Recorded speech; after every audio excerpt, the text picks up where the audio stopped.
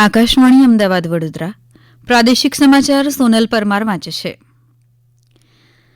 જામનગર નજીક આવેલા વનતારા કેન્દ્રમાં 2000થી વધુ વન્ય પ્રાણીઓનું સંરક્ષણ કરવામાં આવે છે. પ્રધાનમંત્રી નરેન્દ્ર મોદીએ તાજેતરના ગુજરાતના પ્રવાસ દરમિયાન વનતારા કેન્દ્રનું ઉદઘાટન કર્યું હતું. દરમિયાન શ્રી મોદીએ અનેક વન્ય પ્રાણીઓ સાથે સમય વિતાવ્યો હતો. શ્રી મોદીએ પ્રાણીઓની હોસ્પિટલની પણ મુલાકાત લીધી હતી.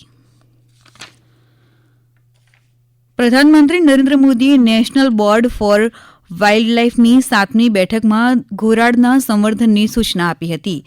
ગઈકાલે સાસણમાં યોજાયેલી બેઠકમાં પ્રધાનમંત્રીએ ઘોરાડ સંરક્ષણના પ્રયાસોને વધારવાની જરૂરિયાતને ધ્યાનમાં રાખીને national great Indian bastard conservation action પ્લાનની જાહેરાત કરી હતી.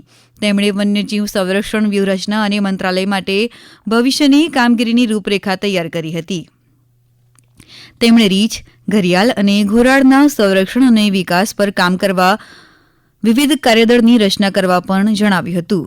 ચિત્તાના સંરક્ષણ માટે અગાઉ થયેલી જાહેરાત મુદ્દે તેમણે મધ્યપ્રદેશમાં ગાંધીસાગર અભયારણ્ય અને ગુજરાતમાં બંનેનો ઉલ્લેખ કર્યો હતો. તાજેતરમાં યોજાયેલી રાજ્યની સ્થાનિક સ્વરાજ્યની સંસ્થાની ચૂંટણી બાદ ભારતીય જનતા પાર્ટીએ હવે મહત્વના હોદ્દેદારોની વરણી માટે ચક્રો ગતિમાન કર્યા છે. આજે ગાંધીનગરમાં મુખ્યમંત્રી ભૂપેન્દ્ર પટેલની અધ્યક્ષતામાં પ્રદેશની સંસદીય સમિતિની બેઠક યોજાઈ હતી, જેમાં પક્ષના પ્રદેશ પ્રમુખ અને કેન્દ્રીય શક્તિમંત્રી સી.આર. પાટીલ ઉપસ્થિત રહ્યા હતા.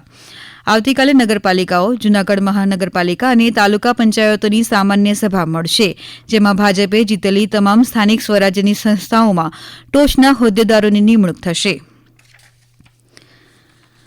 આણંદ જિલ્લાના બાકરોલ ખાતે 370 કેદીની ક્ષમતા સાથે 64 કરોડ 29 લાખ રૂપિયાના ખર્ચે તૈયાર થઈ રહેલી નવી જેલને સરકારે આણંદ જિલ્લા જેલ તરીકે જાહેર કરવાની મંજૂરી આપી છે. આણંદ જિલ્લામાં અત્યાર સુધી માત્ર બાકરોલ તાલુકા જેલ કાર્યરત હતી. હવે બાકરોલ ખાતે ફાળવવામાં આવેલી જમીનમાં 370 કેદીની ક્ષમતા ધરાવતી નવી જેલ બનાવવામાં આવી રહી છે, જેમાં 330 પુરુષ કેદીઓ અને 40 મહિલા કેદીઓની ક્ષમતા રહેશે. ટૂંક સમયમાં જ જેલનું બાંધકામ પૂર્ણ થવાની શક્યતા છે.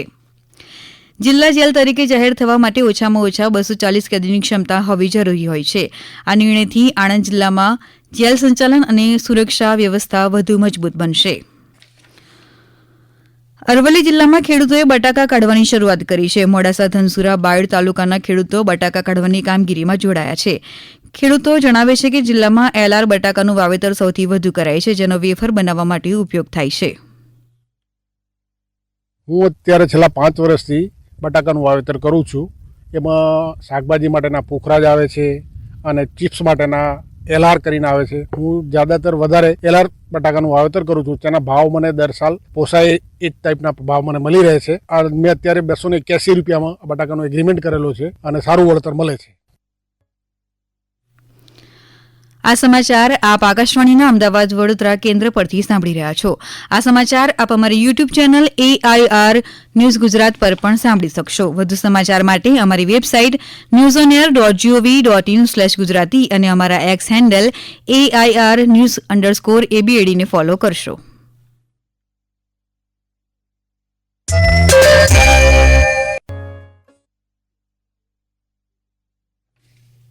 મહેસાણાના વિજાપુર તમાકુ માર્કેટયાર્ડમાં તમાકુની 1283 બોરીની આવક નોંધાઈ હતી.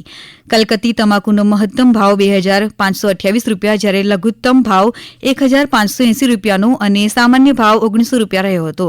જ્યારે ગાળિયું મળી તમાકુનો મહત્તમ ભાવ 1400 રૂપિયા, લઘુત્તમ ભાવ 1000 રૂપિયા અને સામાન્ય ભાવ 1200 રૂપિયા રહ્યો હતો. ડોકરું જાતનો ભાવ 390 રૂપિયા રહ્યો હતો. યાર્ડના ચેરમેન કાંતિભાઈ પટેલે જણાવ્યું હતું કે તમાકુની ખરીદી આમ તો એપ્રિલ માસમાં કરવામાં આવે છે, પણ આ વખતે 1 માસ વહેલી ખરીદી શરૂ કરાઈ છે. આઈસીસી ચેમ્પિયન્સ ટ્રોફીની પ્રથમ સેમીફાઇનલ દુબઈમાં ભારત અને ઓસ્ટ્રેલિયા વચ્ચે મેચ શરૂ થઈ છે. ઓસ્ટ્રેલિયાએ ટોસ જીતીને પ્રથમ બેટિંગ કરવાનો નિર્ણય લીધો છે. છેલ્લા અહેવાલ પ્રમાણે ઓસ્ટ્રેલિયાએ 4 બોલમાં 0 વિકેટે 2 રન બનાવ્યા છે. આ અગાઉ જામનગર ઉત્તરના ધારાસભ્ય રીવાબા જાડેજાએ ભારતીય ટીમને શુભકામનાઓ પાઠવતા જણાવ્યું કે દેશભરના લોકોને આજની મેચમાં ભારત જીતશે તેવો વિશ્વાસ છે.